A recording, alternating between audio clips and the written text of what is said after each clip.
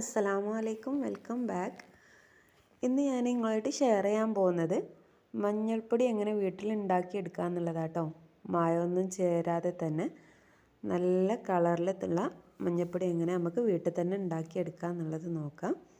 അപ്പോൾ ഞങ്ങളിവിടെ നട്ട് ഉണ്ടാക്കിയ മഞ്ഞൾ തന്നെയാണ്. അപ്പോൾ അത് കൊത്തി കൊണ്ടുവന്നിട്ടുണ്ട്. ഇനി ഇതിൻ്റെ ഈ വേരും എല്ലാം തൊലിയൊക്കെ നല്ല രീതിക്ക് പോക്കി കഴുകി വൃത്തിയാക്കി എടുക്കണം. ഇത് ഒരു ടാസ്ക് ആയിട്ടുള്ള ജോലി കേട്ടോ.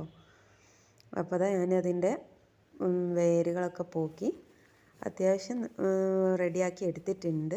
ഇനി ഇത് നല്ല രീതിക്ക് തന്നെ കഴുകിയെടുക്കണം. കാരണം ഇതിൻ്റെ ഇടുക്കിലൊക്കെ നല്ലോണം ചളി ഉണ്ടാവും. അപ്പോൾ അതെല്ലാം പോയി കിട്ടാൻ വേണ്ടിയിട്ട് ഒരു അല്പനേരം വെള്ളത്തിൽ ഇട്ടുവെച്ചിട്ടാണ് കഴുകിയെടുക്കുന്നത്. അപ്പോൾ നമുക്ക് നല്ലോണം ചളി ഇതിൽ നിന്ന് പോകുന്നതായിട്ട് നമുക്ക് കാണാൻ വേണ്ടിയിട്ട് പറ്റും കേട്ടോ. അപ്പോൾ ഞാനൊരു അരമണിക്കൂർ വെള്ളത്തിൽ ഇട്ട് വെച്ചിട്ടുണ്ട്. അതിൻ്റെ ഗ്യാപ്പിലൊക്കെ ഉള്ള ചളികൾ ഊർന്നിറങ്ങാൻ വേണ്ടിയിട്ടാണ്. അപ്പോൾ അതിനിത് കഴുകിയെടുക്കാൻ വേണ്ടിയിട്ട് പോവുകയാണ്. അപ്പോൾ കഴുകിയെടുത്ത മഞ്ഞൾ കണ്ടില്ലേ.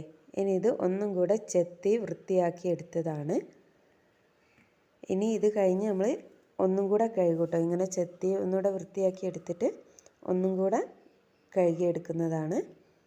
അപ്പോൾ ഞാൻ ആ ചെത്തിയ മഞ്ഞളെല്ലാം ഒന്നും കൂടെ വെള്ളത്തിലിട്ട് കഴുകിയെടുക്കുന്നുണ്ട്. കാരണം ഇനി ഇത് നമ്മൾ ഉണങ്ങിയതിന് ശേഷം മാത്രമേ ഇത് കഴുകുള്ളൂ കേട്ടോ. ഇനി ഇത് കഴുകി കണ്ട് ഒരു കൊട്ടയിലേക്കോ എന്തിലേക്കെങ്കിലും ഒന്ന് നമുക്ക് ഊറ്റിയെടുക്കാം. അപ്പോൾ ഇതിൽ നിന്നും അത്യാവശ്യം ചളിയും പോകുന്നുണ്ട്. പിന്നെ കുറേയൊക്കെ ഇതിൻ്റെ മഞ്ഞ കളറും ഉണ്ട് കേട്ടോ. ആ കണ്ടയെല്ലാം ചെത്തിയ അതിലൂടെ മഞ്ഞ കളർ വരുന്നതും ഉണ്ട്. അപ്പോൾ ഇത് നമുക്കൊരു 2 or 3 തവണ ഇത് നമുക്ക് കഴുകി വൃത്തിയാക്കിയെടുക്കാം കേട്ടോ. വെള്ളം തെളിഞ്ഞ് വരുന്നത് വരെ നമുക്കത് കഴുകി വൃത്തിയാക്കിയെടുക്കാം. ഇനിയുള്ള പണി വെച്ചാൽ ഇതിങ്ങനെ ചെറിയതാക്കിയിട്ട് കട്ട് ചെയ്ത് എടുക്കലാണ്. ഇത് 2 രീതിക്ക് ചെയ്യാറുണ്ട്. ഒന്ന് പുഴുങ്ങിയിട്ട് പിന്നെ വെയിലത്ത് വെച്ചിട്ട് ഉണക്കിയെടുക്കാറുണ്ട്. അങ്ങനെ ആകുമ്പോൾ ആ കണ്ട മാത്രമേ ചെത്തേണ്ടതുള്ളൂ. അതല്ല പച്ചക്കന്നെ പുഴുങ്ങാതെ വെയിലത്ത് വെച്ച് ഉണക്കുകയെന്നുണ്ടെങ്കിൽ ചെറിയ വിത്ത് വരെ ഇങ്ങനെ ചെറിയതാക്കി അരിഞ്ഞരിഞ്ഞ് എടുക്കണം കേട്ടോ. അല്ലഞ്ഞാൽ അത് ഉണങ്ങാതെ അവിടെ തന്നെ കിടക്കും. അതുകൊണ്ട് ഈ ചെറിയ വിത്ത് വരെ കട്ട് ചെയ്തെടുക്കുന്നുണ്ട്. ഞാനിവിടെ പുഴുങ്ങാതെ ചെറിയതെല്ലാം കട്ട് ചെയ്ത് ഉണക്കാൻ വേണ്ടിയിട്ടിടാണ്. ഇങ്ങനെ ചെയ്യുമ്പോഴാണ് എനിക്ക് ഒന്നും കൂടെ പൊടിക്ക് നല്ല മഞ്ഞ കളർ കിട്ടുന്നതായിട്ട് ഫീൽ ചെയ്തിട്ടുണ്ട് കേട്ടോ. അപ്പോൾ ഇങ്ങനെ ചെയ്യുന്നത് കൊണ്ട് പൊടിക്ക് യാതൊരു കേടുമില്ല. 1 വർഷം 1.5 വർഷമൊക്കെ കേട് കൂടാതെ തന്നെ നമുക്ക് സൂക്ഷിക്കാൻ വേണ്ടിയിട്ട് പറ്റും കേട്ടോ. അപ്പോൾ നമ്മളെ മഞ്ഞളെല്ലാം നല്ല ഉണക്കി വന്നിട്ടുണ്ട്. ഞാൻ ടെറസിൻ്റെ മുകളിലിട്ടിട്ടാണ് ഉണക്കിയെടുത്തത്. അപ്പോൾ ഒരു 10 ദിവസമൊക്കെ കഴിഞ്ഞതിന് ശേഷമാണ് ഞാൻ പിന്നെ എടുത്തിട്ടുള്ളത്. അപ്പോൾ ഇനി ഇത് ഒന്നും കൂടെ നല്ല രീതിക്ക് കഴുകിയിട്ട് ഒരു തുണി വിരിച്ചിട്ട് അതിൽ ഉണക്കിയിട്ടെടുക്കണം. കാരണം ഇനി നമുക്കിത് പിന്നെ കഴുകേണ്ട ആവശ്യമില്ല. ഇത് ലാസ്റ്റത്തെ കഴുകലാണ്.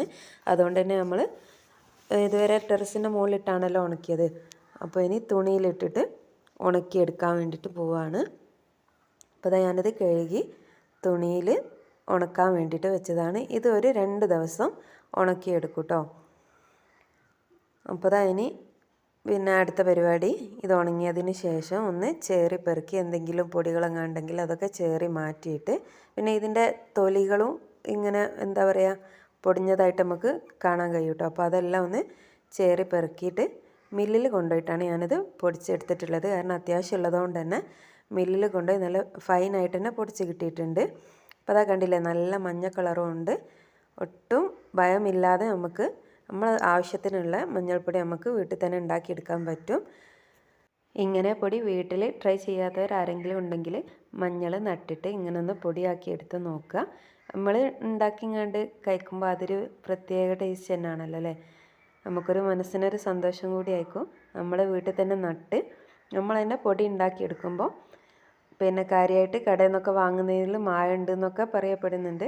അപ്പോൾ അതൊന്നും ഇല്ലാതെ ഒട്ടും ഭയമില്ലാതെ തന്നെ നമുക്ക് വീട്ടിൽ തന്നെ ഉണ്ടാക്കി എത്രയും പെട്ടെന്ന് ഉണ്ടാക്കിയെടുക്കാൻ വേണ്ടിയിട്ട് പറ്റുന്നതാട്ടോ. പിന്നെ ഒരുപാട് ഉണ്ടാകുകയെന്നുണ്ടെങ്കിൽ നമുക്ക് സെയിൽ ചെയ്യുകയും ചെയ്യാം. അപ്പോൾ ഇന്നത്തെ വീഡിയോ നിങ്ങൾക്ക് എല്ലാവർക്കും ഇഷ്ടപ്പെട്ടു എന്ന് പ്രതീക്ഷിക്കുന്നു.